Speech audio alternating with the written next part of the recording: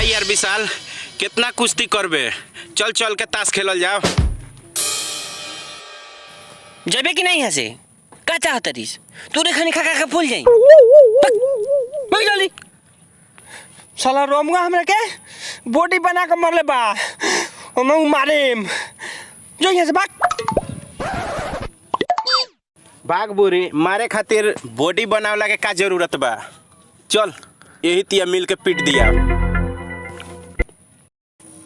हम बॉडी बनाएम आ मारे ओकरा के। खाली हिले खान कोइला से बॉडी ना बनेला। ओकरा खातिर खाहू के पड़ी। खइबे तबे बॉडी बनी। सबसे ज्यादा ताकत ऐठा में होला। आ 1 महीना ऐठा खा लेबे नु तो एकदम तोर बॉडी फूल जाई। हमरो के ते कुछ ना समझबे। ठीक कहतरी से नोक दो पानी भइल बा। चल चल के मार दिहल जाओ चल। ठीक बा चल चल। ऐठा क्या होता है और इसका गाछ कहाँ होता है कि तुम लोग ओबरा से दोनों आदमी ये बिनने के बात कर रहे हो।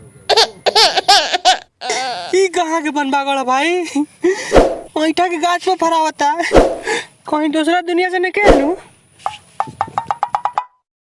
ना यार ई हमरा फुआ के लइका ह मुंबई रहेला। एकरा कुछ नहीं के पता। क्या पानी में मिलेला सन और ओकरा के फोड़ के पक्का के खाई जाला। ऐठा फोड़ के क्यों खाया जाता है हम लोग ऐसे ही खाएंगे। खा ले बेटे नहीं खा ले जौन कबे तौन दे खा ले। खिसियो मत यार। ओकरा नहीं के पता। ओकरा के साथे लेते चले के वो आज देख ली। हाँ तो हम भी चलूंगा ऐठा देखने के लिए। चलो मदारी होवे देख लियो। लकी भाई ऐठा कैसा दिखता है। काला होला आ गोल होला।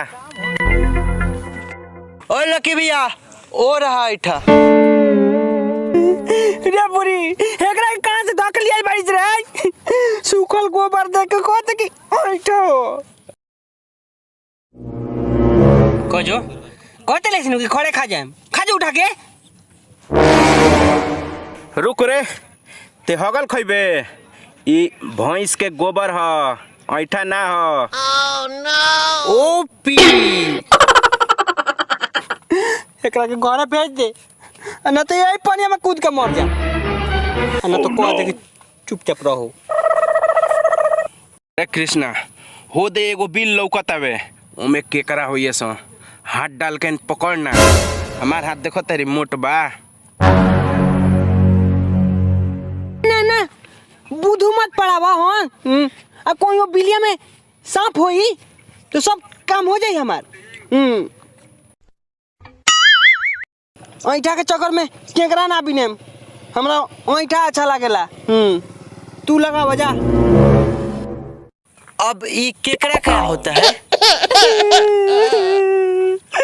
अरे सरऊ अंगनी चला जान ओपी तेरा फूफा के लेके आजे भाई लगाओ। एकरा कुछ पता नहीं के ओपी चुपचाप रहबे कि ना।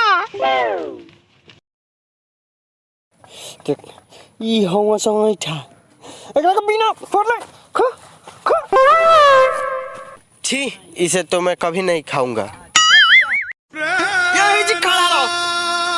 हमनी के दोनों आदमी बिन के लेके आवत नहीं सुन।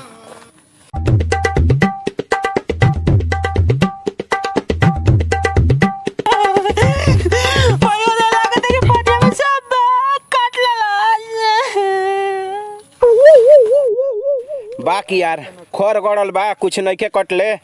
चल है ना चल। यह कितना घास है यार।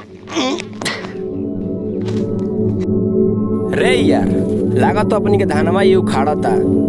ठीक है तरी भाई हमरो लागत ऐसा ही गाय खाती ले जाता भाई उखाड़ के। चल चल अब बुझाता ओकरा कोनो मारता। रुक चले के पिटा जाए थे बड़ी ओपी ओपी करता चला डीपी लायक ओकर फोटो नहीं चले ना चलल जी